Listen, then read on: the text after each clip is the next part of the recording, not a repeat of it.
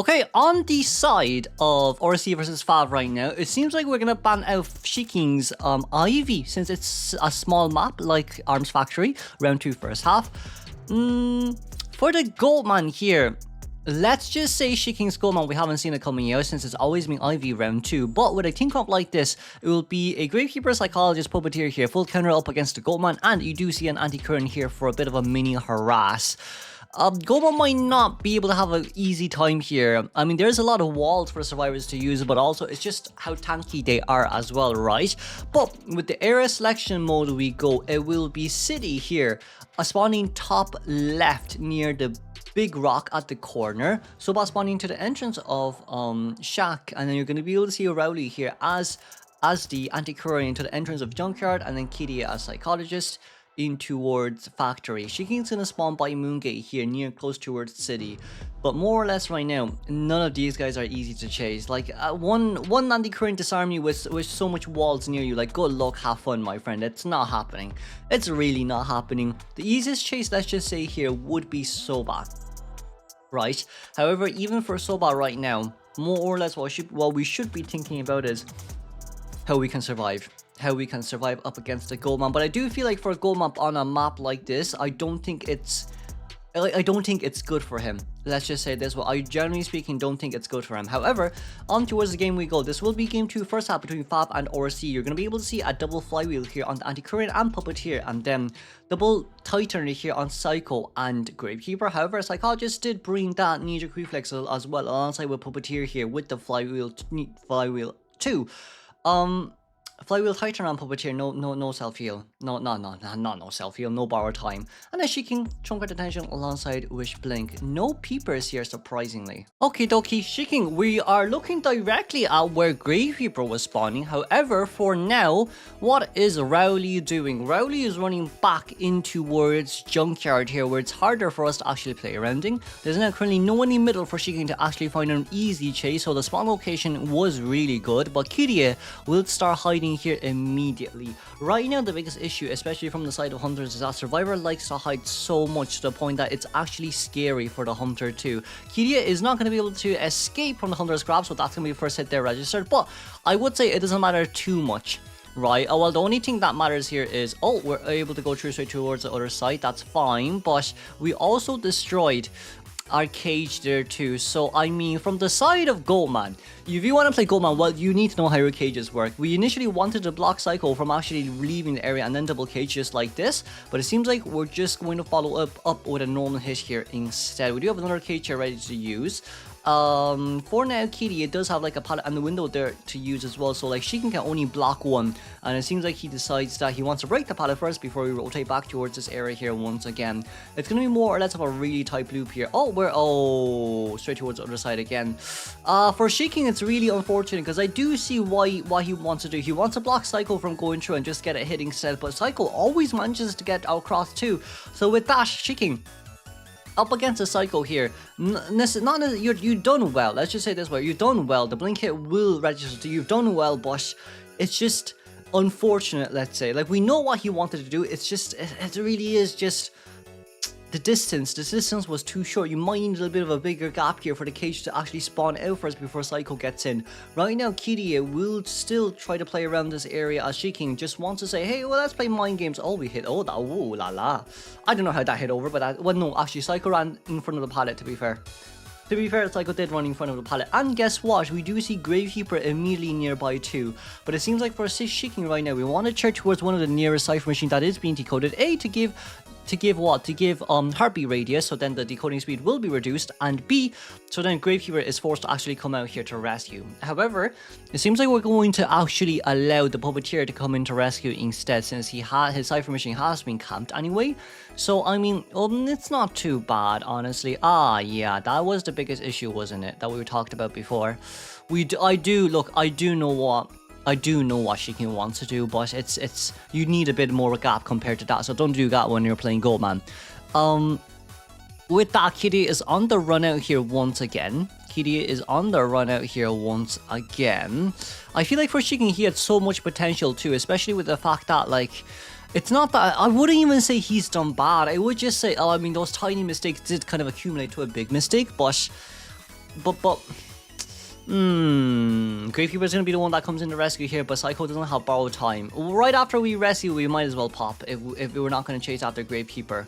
Right, because what we could happen here is Anti-Current goes towards the gate. Even though it's not ideal, it's still something we should do. No, Anti-Current's priming. Okay, that's fine then, I guess. If Anti-Current's priming, that's fine. So we're going to pop open the last item machine there by Puppeteer, and Puppeteer goes straight towards Factory Gate. And then we can start popping. Oh, that's no damage rescue. That's fine. And we pop.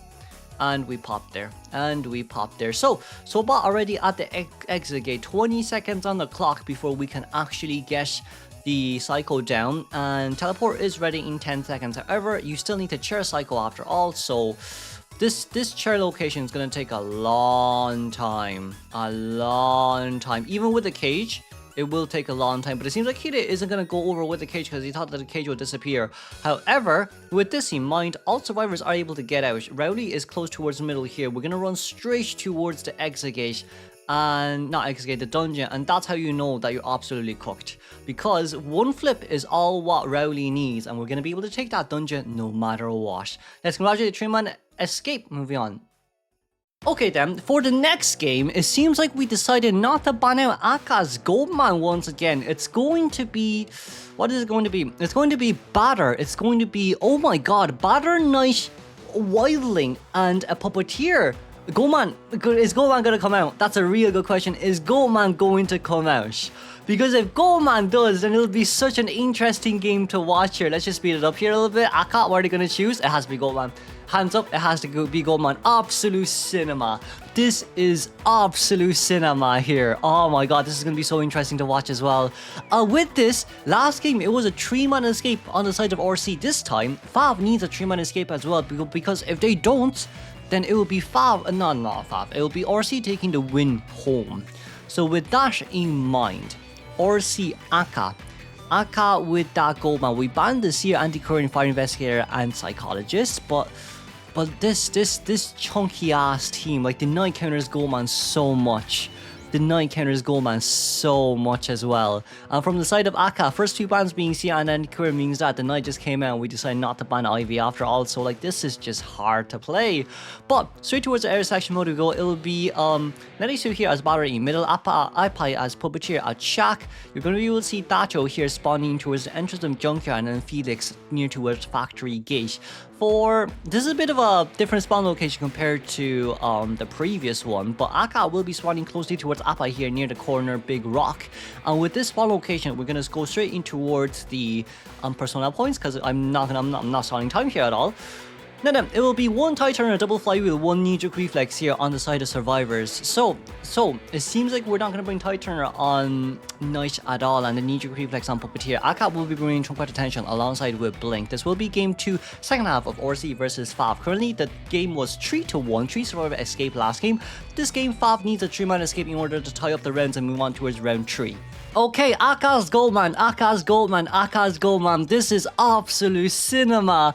The first cage will be held. Okay, so we're gonna hold up our cane there. I wonder who's gonna get whipped, but for now it does seem like we're gonna be able to block Appai's route here. We want to get a hit on towards this Puppeteer, because I mean Puppeteer, either you get the hit or he uses his little Lewis, but it seems like he won't be using his little Lewis there at all. I feel like using little Lewis would have been better for 2 main reasons, right? Reason number 1, you get movement speed boost, and reason number 2, even though you do still get a chip damage there after all, you at least still have the movement speed boost and a mini flywheel there for yourself too. But I just feel like for Appai there, he might have just thought that, hey, in a sense that, yeah, you should have just used it. In a sense that he probably didn't expect himself to actually get hit. Didn't expect Goatman's hitbox to be that big. But Nerisu. Ooh, we went straight towards the other side, but it's okay. Push. Ooh, we missed the push, Nerisu. You can't do that. Ah, we backed. Oh, the pallet has been blocked. Oh, we're inside. Blinking. Aka. Oh, we're not blinking in. Okay. Oh, wait. Yeah. You cannot blink in there at all. Fair enough. Yeah, you can't blink in there. I prevented it too. But that will be a blink down there immediately. And that is really bad from the side of survivors. Nerisu shouldn't have missed that hit. No matter what happened, you should not have missed that hit at all. So with this, it will be Aka chairing our Puppeteer. But it just feels like not playing Doctor is a bit sad too, because I feel like Doctor would have worked well as well. Now then, it will be Wilding in his way to rescue. And for Wilding here, we should be coming in as soon as possible. But even for Dacho right now, we're just gonna wave around slowly here. That's gonna be a hit normal rescue as Puppeteer manages to rotate out. Nanisu is nearby once again. Nanisu need to get as much hair as possible done. But did we get a hit? We didn't get a hit. They're barely escaping that clutch. But that will still just be the Puppeteer going down. And Batter just can't do anything.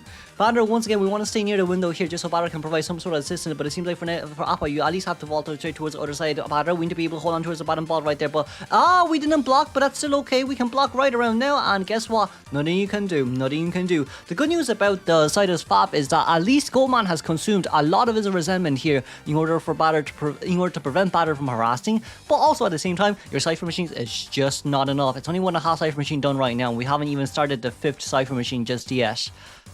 I mean, we have, which is Batter, but it's just not enough. Now he's going to be the one that comes into rescue. We're able to get a mini chip damage block there from the side of the survivors. However, the moment we put down the cage there, like, it's just, attack, double attack predict. There we go, double attack predict.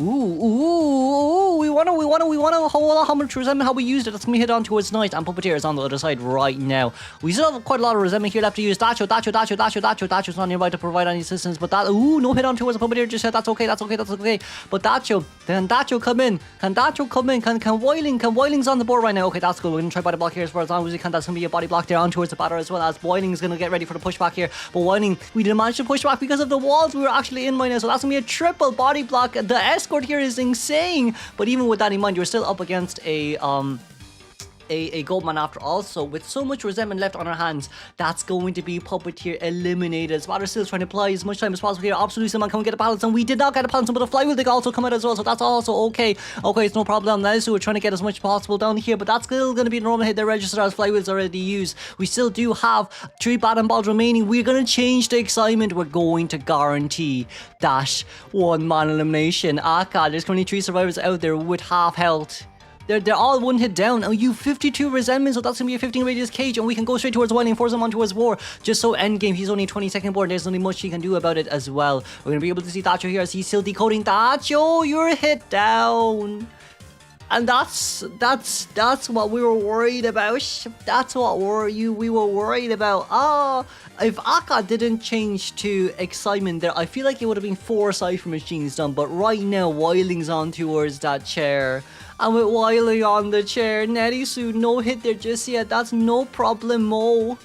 That is no problem-mo. But I mean, just look at the state of this game.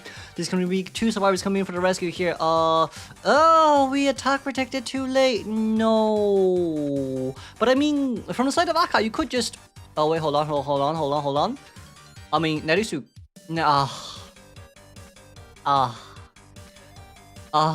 No, we're gonna pick up. It is a 4-man elimination game. It is 100% a 4-man elimination game. I mean, it wasn't a bad choice. It wasn't a bad. It wasn't a bad idea, but I feel like maybe Doctor would have been better. But with this, Dacho, I mean, yeah, Dacho's by technicality not gonna survive this. Oh wait, we're on the other side. Hold on, that's fine. That's a hit on towards Wilding. No second hit just there just yet. That's fine. I mean, realistically speaking, he has enough resentment for next one. So what? The moment Wilding gets off. Oh wait. Okay. I mean, it didn't change much. It really didn't change much. You can just share Wilding here for the tie game, right? So with this in mind, we know that Akka has one. They're just trying to fight around here for as long as possible here. So I do feel like for endgame, there's not much left to see. Felix is on the chair. They're able to open the last life machine here, it seems, right around on time. But the tie game there will be guaranteed. So we can congratulate Akka here for taking the win up against FAV. That's 2-0 for RC. And we'll move on directly towards the next game here as Dacho did manage to get killed.